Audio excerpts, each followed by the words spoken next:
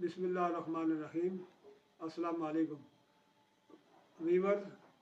आज 16 दिसंबर है और ये दिन पाकिस्तान की तारीख में इंतहाई दुख के साथ याद रखा जाएगा। दो वजूहात की बुनियाद पर। पहली वजह इसकी 1971 दिसंबर 1971 जब ईस्ट पाकिस्तान हमसे जुदा हुआ, वो वक्त और वो दिन। और दूसरी बार 16 दिसंबर 2014 में जब APS पेशावर के कॉलेज और स्कूल पे दहशतगर्दों का हमला हुआ।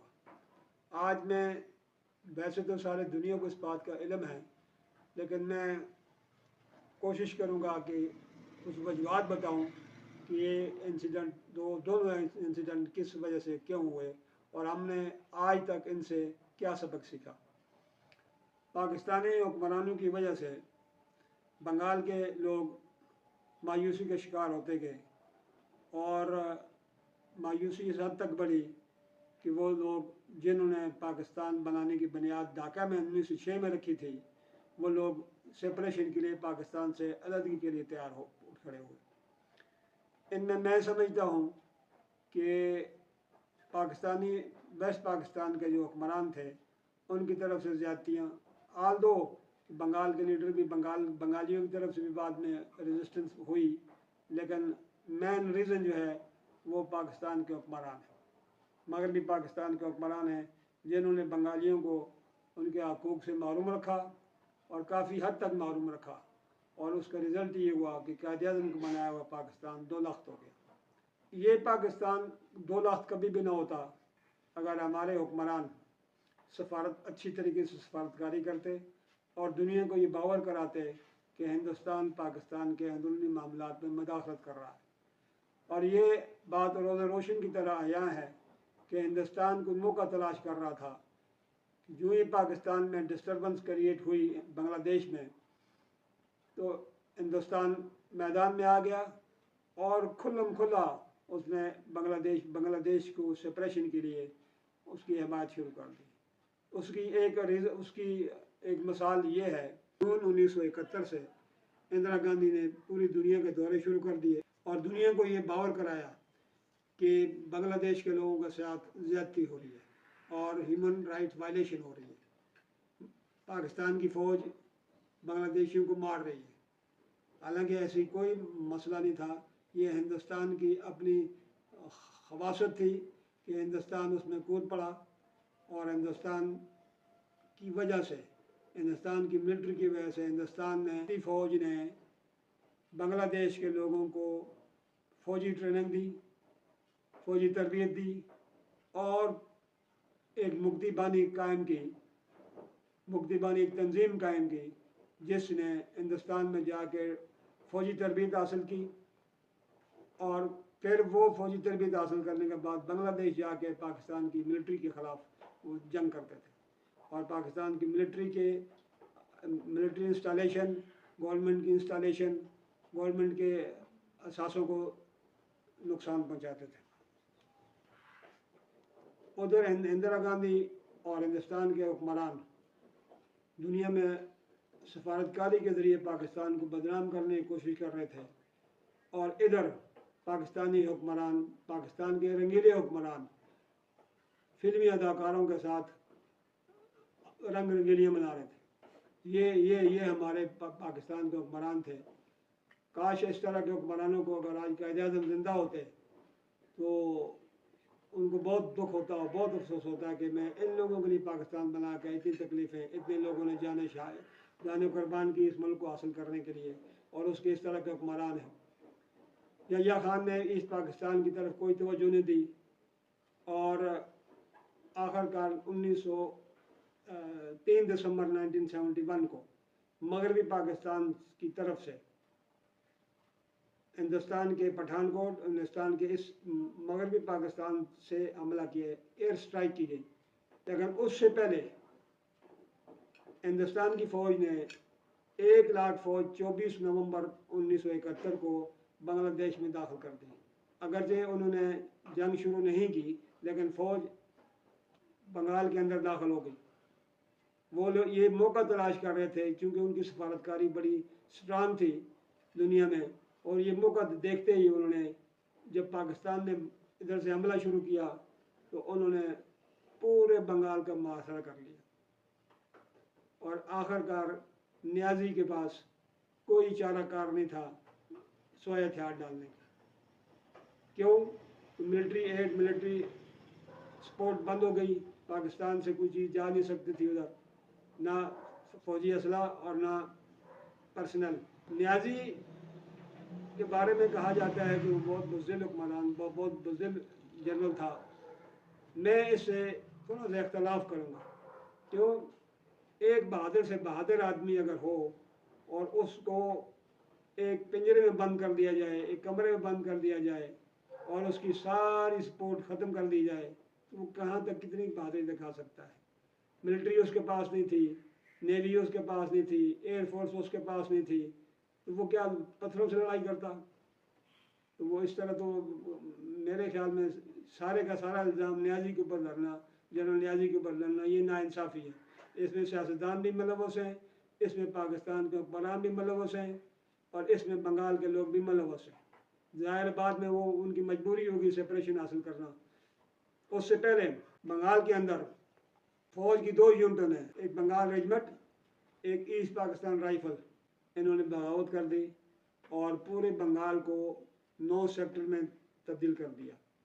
जो 8 सेक्टर का एक सेक्टर कमांडर होता था, जो ये वो लोग थे जो पाकिस्तान की मिलिट्री, पाकिस्तानी फ़ौज में थे और यहाँ से भाग के डिज़र्टर होके वहाँ जाके बंगाल की सेपरेशन में अपना काम करते रहे।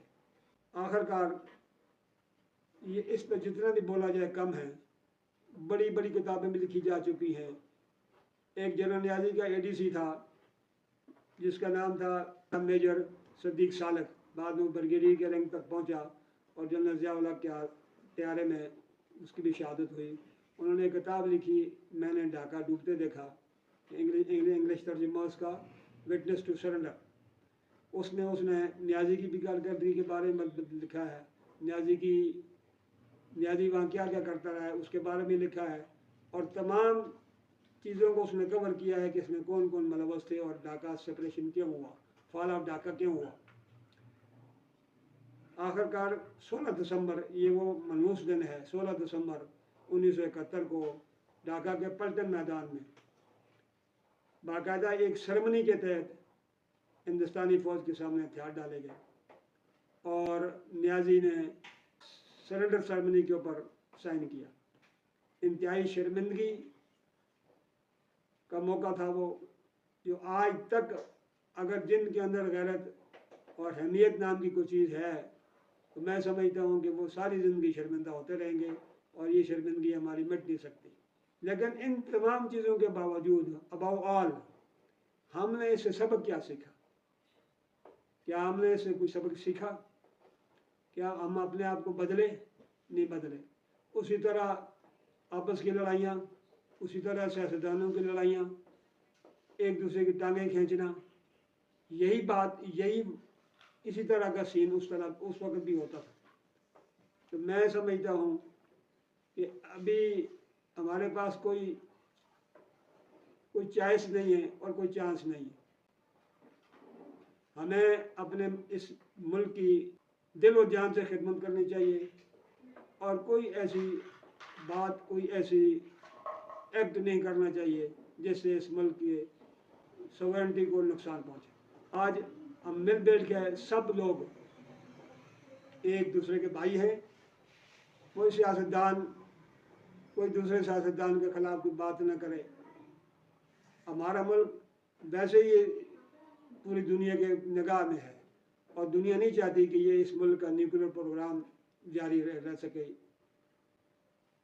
ये तो थी 1971 की बात। दूसरा है 16 दिसंबर 2014 पेशावर के APS आर्मी पब्लिक स्कूल और कॉलेज पे दहशतगर्द हमला हुआ, जिसमें 150 से ज़्यादा बच्चे शहीद हुए। उसमें उस्ताद भी शहीद हुए, उसमें प्रोफेसर भी शहीद हुए।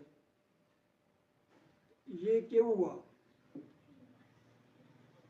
اس لیے ہوا کہ ہم مہمان نواز ہیں، ہم نے افغانیوں کو یہاں پناہ دی اور انہی افغانیوں نے پھر یہ کام کر کے دکھایا۔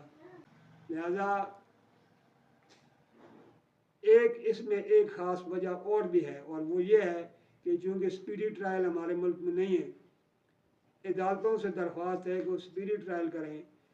احسان اللہ احسان جو اس دہشت گرد حملے کا ماسٹر مائنڈ تھا، اس کو گرفتار کیا اور پشاور میں رکھا۔ 2 سال وہ گرفتار رہا اور 2 سال تک اس کا کوئی ڈسیژن نہیں ہو سکا۔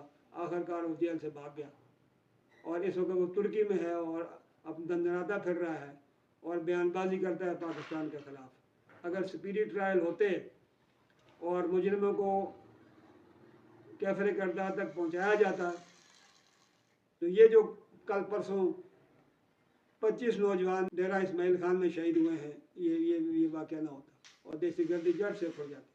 لیکن ہمارے حکمرانوں نے، ہمارے لوگوں نے پھر بھی کوئی سبق حاصل نہ کیا۔ ہم آج ان بچوں کے والدین کو کیا دے سکتے ہیں؟ وہ آج تک اپنے بچوں کو یاد کر رہی ہیں، ان کی تصویروں کو دیکھ رہی ہیں، ان کی کتابوں کو دیکھ رہی ہیں، لیکن ہم ان کے اسکول کے ارد گرد دیوار بنا دی، دیوار کے اوپر باربڈ وائر بھی لگا دی، لیکن اس سے کوئی فرق نہیں پڑتا۔ فرق پڑتا ہے کہ اپنی سوچ بدلیں اور دہشت گردوں کو پکڑنے کے بعد اسپیڈی ٹرائل کے تھرو کیفر کردار تک جلد از جلد کیفر کردار تک پہنچائیں۔ آج بھی ہمارا ملک دہشت گردی کا شکار ہے اور یہ میں سمجھتا ہوں کہ ہم میں سے ہر آدمی کو چوکنا رہنا چاہیے اور اس طرح کے دہشت گردوں کے اوپر نگاہ رکھنی چاہیے۔ میری دعا ہے ان والدین کہ اللہ تعالیٰ ان کو صبر جمیل عطا فرمائے، اگرچہ جب تک وہ زندہ ہے ان کو صبر نہیں آئے گا کہ ان کے بچوں کی لاشیں انہوں نے دیکھی اور ایک بڑی تعداد میں بچے شہید ہوئے۔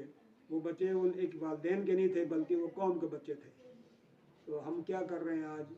ہم میں سے کچھ لوگ امریکہ میں بیٹھا ہوا ہے، کوئی برطانیہ میں بیٹھا ہوا ہے، کوئی کینیڈا میں بیٹھا ہوا ہے اور وہاں بیٹھ کے پاکستان کے خلاف، پاکستانی فوج کے خلاف عرضہ رسائی کر رہے ہیں۔ تو یار اس طرح نہیں چلے گا۔ میری مقتدر حلقوں سے درخواست ہے کہ جو بندہ پاکستان کے خلاف بات کرے یا پاکستانی اداروں کے خلاف بات کرے، ان کا جلد از جلد ٹرائل کر کے ان کو کیفر کردار تک پہنچائے۔ آخر میں پورے پاکستان کی عوام سے درخواست کرتا ہوں کہ وہ اپنے آپ کو پاکستان کے لیے مختص کریں، پاکستان کے لیے سوچیں، پاکستان کے لیے زندہ رہیں اور پاکستان کے لیے ہی مریں۔ یہی ہم سب کی کامیابی ہے۔ اللہ تعالیٰ ہمیں پاکستان کی خدمت کرنے، پاکستان کی حفاظت کرنے کی توفیق عطا فرمائے، اور اللہ تعالیٰ سے دعا ہے کہ یہ 16 دسمبر کے یہ واقعات رپیٹ نہ ہوں۔ اگر میرا ولاگ آپ کا اچھا لگے تو کائنڈلی اس کو سبسکرائب کریں، شیئر کریں اور دوسروں تک پہنچائیں۔ بہت مہربانی۔ اگلے ولاگ تک کا اجازت۔ اللہ حافظ۔